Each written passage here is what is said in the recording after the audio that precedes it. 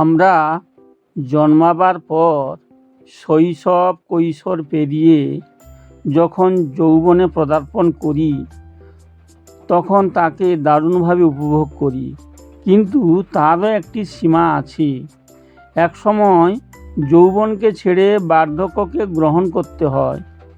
কেউ আমরা চির যৌবন লাভ করতে পারি না, কিন্তু কিছু সাধনা করলে যৌবনকে বেশি সময় ধরে উপভোগ করা যায়।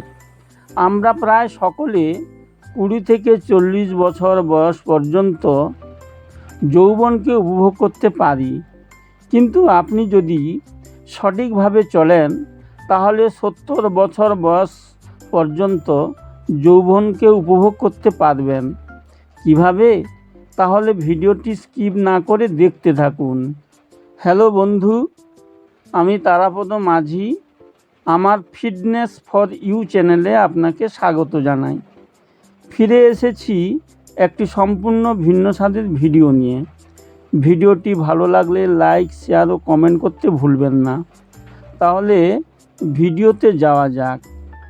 বন্ধু, যৌবনকে বেশি সময় ধরে উপভোগ করতে চাইলে আপনাকে কয়েকটি বিষয়ের উপর অবশ্যই লক্ষ্য দিতে হবে, যেমন শরীরকে রোগাক্রমণ থেকে রক্ষা করা, বার্ধক্য প্রতিরোধক খাদ্য খাওয়া, নিয়মিত শরীরচর্চা করা, পর্যাপ্ত পরিমাণে ঘুমানো এবং পরিমিত আহার গ্রহণ করা।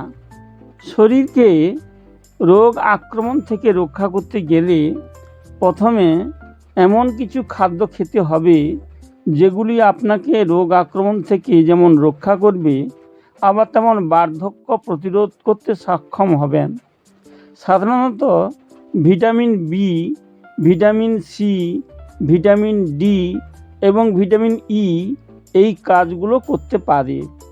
ভিটামিন বি শরীরে প্রয়োজনীয় শক্তি আহরণে সাহায্য করে।